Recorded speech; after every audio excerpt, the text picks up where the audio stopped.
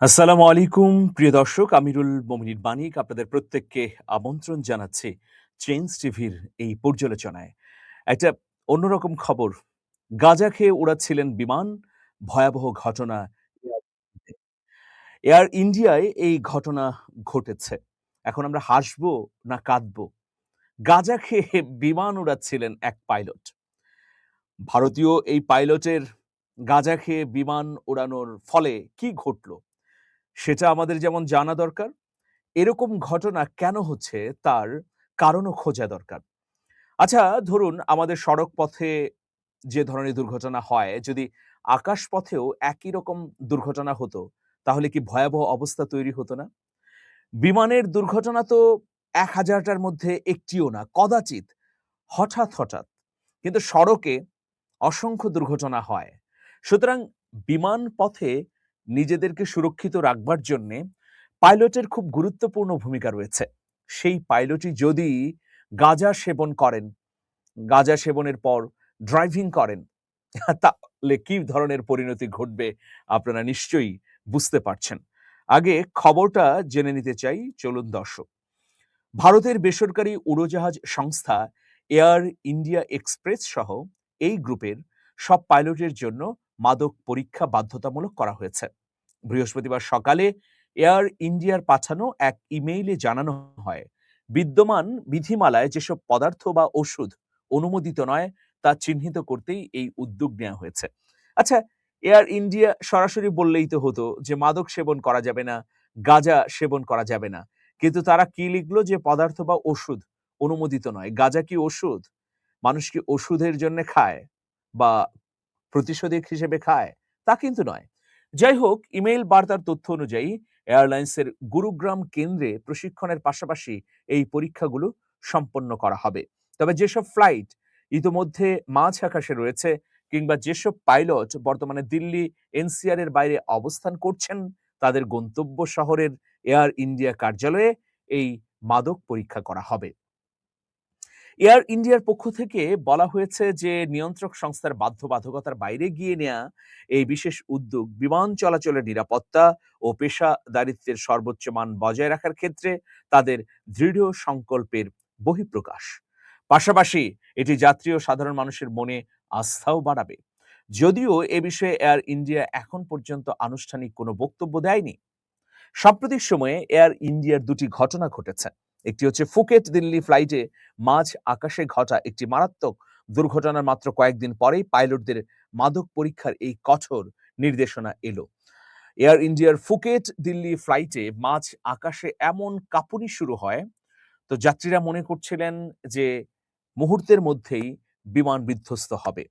কিন্তু কোন রকমে গতিপথ পরিবর্তন করে ৪,০০০ ফুট উপরের এই ফ্লাইটটি চলছিল। এরপর এরকম ঝাঁকুনি দিতে শুরু করে। দ্রুততম সময়ের মধ্যে নিচে নেমে আসতে থাকে। আস্তে ১,০০০ ফুট পর্যন্ত এসে আবার স্বাভাবিক হয়। তো এরকম একটা ঘটনা কেন ঘটলো হঠাৎ করে? এটা নিয়ে কিন্তু চাঞ্চল্য শুরু হয়েছে এবং প্রাথমিকভাবে খতিয়ে দেখা গেছে যে পাইলটের অবহেলা রয়েছে। মানে পাইলট গাঁজা সেবন করে উঠেছিলেন, ফলে তিনি নিজেকে ধরে রাখতে পারেননি, স্বাভাবিক অবস্থায় ছিলেন না। ওই দুর্ঘটনায় হঠাৎ মাঝ আকাশে, মানে একদম, এখানে বলা হচ্ছে যে ৩০০ ফুট নিচে নেমে যায়। একদম মাঝ আকাশ থেকে ৪,০০০ ফুট উপর থেকে ৩০০ ফুট। ১ম এ ১,০০০ ফুট, পরে আবার যখন এরকম ঝাঁকুনি দিতে শুরু করে তখন ৩০০ ফুট। এতে প্রায় ২৪ জন যাত্রী আহত হন। যাত্রীরা বলেন, যারা প্রত্যক্ষদর্শী তারা বলেন যে এমন ঝাঁকুনি শুরু হয়, যারা একাধিকবার ফ্লাইটে উঠেছেন বা এই ধরনের আ যাত্রায় ফ্লাইট ব্যবহার করেন এয়ার ইন্ডিয়ার, তারা কখনোই এরকম পরিস্থিতির মুখোমুখি হননি। মানে একদম ঝাঁকুনি দিতে নিচে নামতে থাকে। প্রাথমিকভাবে এই দুর্ঘটনার জন্য উড়োজাহাজের তীব্র ঝাঁকুনিকে দায়ী করা হলেও কয়েকটি সূত্রের দাবি, দায়িত্বপ্রাপ্ত প্রধান পাইলটের ড্রাগ টেস্টের ফল গাঁজার ক্ষেত্রে পজিটিভ এসেছে। তবে এর পাশাপাশি দুর্ঘটনার ঠিক আগে এয়ারবাস A320 উড়োজাহাজটিতে হাইড্রোলিক ও নিয়ন্ত্রণ ব্যবস্থা জনিত ত্রুটি দেখা দেওয়ার বিষয়টিও সামনে এসেছে। বর্তমানে বিমান দুর্ঘটনা সংক্রান্ত ব্যুরো পুরো বিষয়টি খতিয়ে দেখছে। আপনারা অনেকেই জানেন যে এয়ার ইন্ডিয়া হচ্ছে ভারতের বৃহৎ বেসরকারি বিমান সংস্থা বাংলাদেশের সঙ্গে ইতোমধ্যে এই এয়ার ইন্ডিয়ার ফ্লাইট চলাচল সীমিত হয়ে গেছে। কারণ অনেক পেমেন্ট এখনো বাংলাদেশ পাবে এই এয়ার ইন্ডিয়ার কাছে। সেটা নিয়ে কোনো ধরনের সুরাহা হয়নি। ফলে বাংলাদেশের তরফ থেকে এয়ার ইন্ডিয়াকে বারবার নোটিশ দেওয়ার পরেও যখন এই ধরনের পেমেন্ট পরিশোধ তারা করেনি, তখন ঢাকা কর্তৃপক্ষ তাদের ফ্লাইট সীমিত করার নির্দেশ দেয়। এই হচ্ছে ঘটনা। এয়ার ইন্ডিয়ার সারা পৃথিবীতেই ফ্লাইট রয়েছে। সুতরাং এই ধরনের একটা ঘটনা কতটা ভয়াবহ যে নজির স্থাপন করলো তা বলার অপেক্ষা রাখে না। পাইলটরা মাদক সেবন করবে কেন? পাইলটরা মাদক সেবন করে পাইলটিং করবেন, এটা তো খুবই দুঃখজনক একটা ঘটনা। আকাশপথ, জলপথ এবং স্থলপথের মধ্যে সবচেয়ে ঝুঁকিপূর্ণ এই আকাশপথ যদি আপনি চমৎকারভাবে পাড়ি দিতে চান, তাহলে পূর্ণ মনোযোগ অত্যন্ত গুরুত্বপূর্ণ। এয়ার ইন্ডিয়ার ক্ষেত্রে যে ঘটনাটি ঘটল, এটা কিন্তু অন্য এয়ার এজেন্সির জন্যেও সতর্কবার্তা। ভারতে এই ধরনের মাদক সেবন করে বিমান চালানোর ঘটনা এই প্রথম নয়, এর আগেও ঘটেছে। তো সুতরাং ড্রাগ টেস্ট অত্যন্ত জরুরি পাইলটদের ক্ষেত্রে। আর ভারতের বিমান পরিচালনা সংস্থাগুলোর এতদিনের যে সুনাম, সেটাও কিন্তু এই ঘটনার মধ্য দিয়ে ক্ষুণ্ণ হয়েছে। যাই হোক প্রিয় দর্শক, নিশ্চয়ই ভারতের বিমান চলাচল কর্তৃপক্ষ এই বিষয়গুলো দেখবেন। তবে হাস্যকর ঘটনা হচ্ছে যে গাঁজা খেয়ে বিমান চালাচ্ছিলেন। দেখুন, ট্রাক, বাস, অন্যান্য যানবাহন চলাচলের ক্ষেত্রে আমরা এই ধরনের দুর্ঘটনা দেখি। ড্রাইভারদের অনেকেই মাদক সেবন করেন। মাদক সেবন করে বাস ট্রাক চালানোর কারণে অনেক দুর্ঘটনাও হয়। কিন্তু বিমানের ক্ষেত্রে ভারতেই এর আগেও এই ধরনের ঘটনা ঘটেছে। অন্য দেশে এই ধরনের ঘটনা দেখা যায়নি বা বাংলাদেশের ক্ষেত্রে এরকম ঘটনা কিন্তু হয়নি। তো প্রিয় দর্শক, আপনাদের মতামত জানতে চাই। আপনারা এই ঘটনাটিকে কিভাবে দেখছেন? শেষ করব আমার সেই উপন্যাস 'হাদি ফিরলেন রাষ্ট্রপ্রধান হয়ে'। প্রিয় দর্শক, এই উপন্যাসটি সংগ্রহ করতে পারেন। এই উপন্যাসের মূল্য, গায়ে মূল্য লেখা আছে ৳২৫০। ৳১৮০ মধ্যে উপন্যাসটি আপনারা কিনতে পারবেন। স্ক্রলে দেখানো নাম্বারে ফোন করে আপনারা অর্ডার করতে পারেন।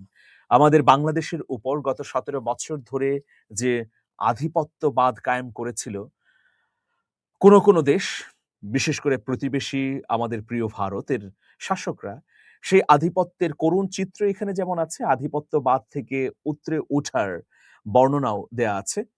এই মুহূর্তে দাঁড়িয়ে ২০৫০ সালের বাংলাদেশকে আমরা কেমন দেখতে চাই, সেই স্বপ্নকল্প এই উপন্যাসের মধ্যে অঙ্কিত হয়েছে। সুতরাং উপন্যাসটি আপনারা সংগ্রহ করবেন। শুধু সংগ্রহ নয়, আপনারা আপনাদের বন্ধুদেরকেও উপহার দেবেন। এর মধ্য দিয়ে দেশপ্রেমেরও একটি কাজ হবে বলে আমি মনে করি। প্রিয় দর্শক, এখানে আমি একটি চুম্বক অংশ আপনাদেরকে শোনাতে চাই। দেখুন, উসমান নামে এখানকার এক চরিত্র বলছে যে, ভারতের পররাষ্ট্র দপ্তর থেকে মামাকে যদি কাজী নজরুল ইসলামের কোনো স্মৃতিচিহ্ন উপহার দিত, অথবা ব্রিটিশ বিরোধী লড়াকু তিতুমীর বা বাংলাদেশের স্বাধীন নবাব সিরাজউদ্দৌলার কোনো সুভেনির দিত, তাহলে সেটা দুদেশের মানুষের মধ্যে মর্যাদার ভিত্তিতে একটা সাংস্কৃতিক যোগাযোগ তৈরি করত। ঘটনা হয়েছে, এখানকার যে চরিত্র উসমান, তার মামা লন ইন্ডিয়াতে থাকেন। তিনি দিল্লি দূতাবাসে বাংলাদেশের কর্মকর্তা। তার কর্মকাজ শেষ হয়েছে। তিনি ঢাকায় ফিরে এসেছেন। কিন্তু তাকে ভারতের সরকারের পক্ষ থেকে একটি উপহার দেয়া হয়েছে। এই উপহারটি হচ্ছে ময়ূর। তো ২ ভাগ্নে প্রশ্ন উঠিয়েছে যে তাকে কেন ময়ূর উপহার দেয়া হলো? কারণ ময়ূর তো ভারতের জাতীয় পাখি। ময়ূর ছাড়া অন্য কিছু উপহার দেওয়া যেত। সেই সুতো ধরেই কিন্তু কথা হচ্ছে। বলা হচ্ছে যে কাজী নজরুল ইসলাম, সিরাজউদ্দৌলা বা তিতুমীর, এই ৩ ব্যক্তির সঙ্গে ভারতের পাশাপাশি বাংলাদেশের ইতিহাস, ঐতিহ্য এবং স্বাধীনতা সংগ্রামের যোগসূত্র আছে। আবার ধরো, বাংলাদেশের পক্ষ থেকে যখন ভারতের রাষ্ট্রীয় ব্যক্তিবর্গকে উপহার দেওয়া হবে, তখন আমরা ওদের জাতির পিতা মহাত্মা গান্ধীর নোয়াখালী সফরের কোনো স্মৃতিচিহ্ন যদি উপহার দেই, তাহলে সেটাই হবে চৌকস কাজ, সেটাই হবে ন্যায্যতা। তো এটাই বলা হচ্ছে। এই পরিপ্রেক্ষিত ধরে ঘটনা এগিয়েছে। এই উপন্যাসটিতে আপনারা নতুন কিছু পাবেন। এই উসমান হাদির শাহাদাত বরণের পর তার স্মৃতিচিহ্নকে বুকে আগলে রেখে, তার আদর্শকে বুকে ধারণ করে সোলাইমান হাদি নামে এক নতুন দেশপ্রেমিক তিনি বাংলাদেশকে গড়ে তুলবার দুরন্ত এবং অনির্বাণ প্রচেষ্টা চালান।